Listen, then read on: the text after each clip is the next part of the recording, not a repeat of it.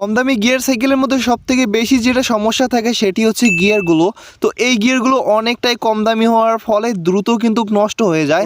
যারা long riding করে অবশ্যই মাডগার্ড ব্যবহার করা উচিত, না হলে কিন্তু সাইকেলের অবস্থাটা 12টা বেজে যায়।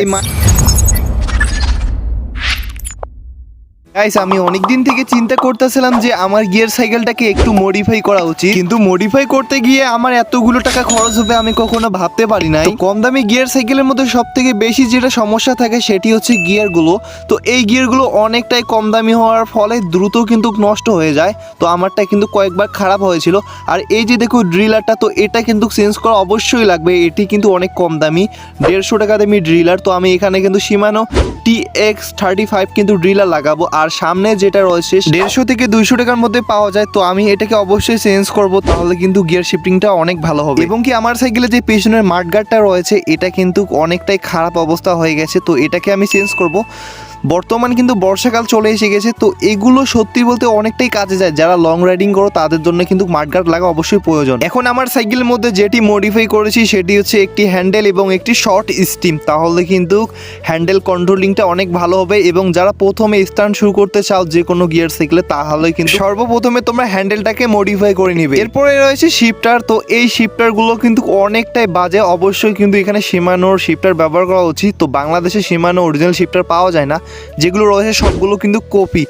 আর অরিজিনাল বলতে শুধু ভ্যালো সাইকেলের মধ্যেই কিন্তু রয়েছে। আমার সাইকেলে যেটা খারাপ লেগেছে সেটি হচ্ছে এই সাসপেনশনটা। এটি মাত্র একটি 80mm, এখানে যদি 100 বা 120mm থাকতো তাহলে কিন্তু স্ট্যান্ড করে অনেক মজা পাওয়া যেত এবং লং রাইডিং এর জন্য অনেকটাই ভালো হতো। এরপর আসি ব্রেকের। অবশ্যই কিন্তু এখানে অয়েল ব্রেক ব্যবহার করা উচিত। তো আমি কিন্তু অলরেডি অয়েল ব্রেক কিনেছি, একটু পর কিন্তু ভিডিওতে দেখাচ্ছি। অবশ্যই ভিডিও সম্পূর্ণ দেখতে থাকো। এখন যে আমার হাতে সাইকেলের পার্টস গুলো দেখতে পারছো, এগুলো আমি মডিফিকেশন করার জন্য কিনেছি। আরও কিন্তু অনেক কিছু কেনার বাকি রয়েছে।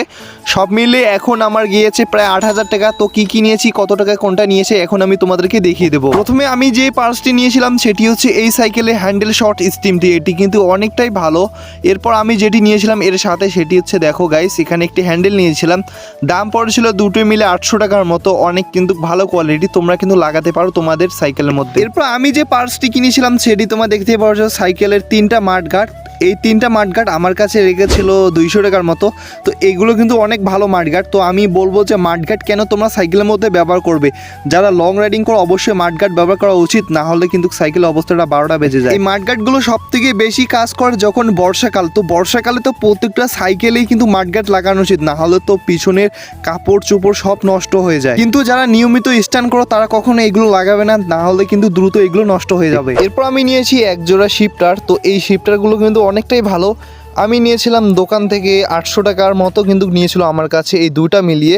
এগুলো কিন্তু শিমানোর M710 নাকি মনে পড়তেছে না, 310 হবে মডেল, এইরকমই কিছুটা হবে। এগুলো কিন্তু অনেকটাই ভালো কোয়ালিটি, কিন্তু এগুলো মেড ইন চায়না।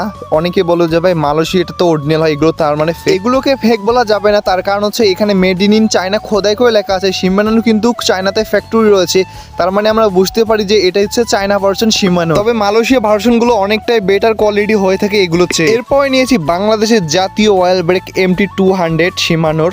আর এইগুলোর কোয়ালিটি কীরকম তোমরা তো অবশ্যই জানো। বর্তমান কিন্তু বাংলাদেশের কম দামের মধ্যে সবথেকে কিন্তু ভালো অয়েল ব্রেক কিন্তু এগুলোকে মনে করা হয়। আর এগুলো হাতে নিয়ে আমি বুঝেছিলাম আসলে কিন্তু কোয়ালিটি অনেকটা বেটার ছিল। এখানে তোমরা দেখতে পাচ্ছ এখানে শিমানো লেখা আছে, আর এর পিছনেই কিন্তু লেখা রয়েছে MT200 অয়েল ব্রেকের মডেলটি। এছাড়াও এখানে খোদাই করে কিন্তু মেড ইন মালয়েশিয়া লেখা আছে। এটি কিন্তু বাংলাদেশি বা কপি না, এখানে কিন্তু মালয়েশিয়া কিন্তু লেখা রয়েছে। এই অয়েল ব্রেকগুলো আমি দাঁড়াতে দেখেছিলাম 3800 থেকে 4000 টাকা বিক্রি করতেছিল, কিন্তু আমি নিয়েছি সাইকেল ব্রাদার্স থেকে মাত্র 4000 টাকা দিয়ে। তোমরা কিন্তু নিতে পারো সাইকেল ব্রাদার্স ফেসবুক পেজ থেকে। এরপর আমি অয়েল ব্রেকের সাথে দুইটা রুটার নিয়েছি। এগুলো হচ্ছে শিমানো RT56, কম দামের মধ্যে কিন্তু অনেক ভালো।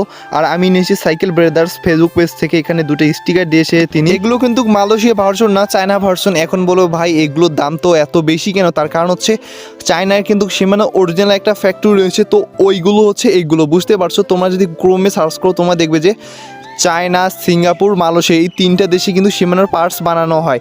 এগুলো আমি নিয়েছিলাম সাইকেল ব্রাদার্স ফেসবুক পেজ থেকে মাত্র 1500 টাকা দিয়ে। গাইস, তোমরা যদি সাইকেল মডিফিকেশন ভিডিও দেখতে চাও তাহলে কিন্তু চ্যানেলটিকে সাবস্ক্রাইব করে অল আইকনটা বাজিয়ে দাও। আমি কিন্তু খুব শীঘ্রই সাইকেল মডিফিকেশনের ভিডিও আনছি। সবাই ভালো থাকবেন, আল্লাহ হাফেজ।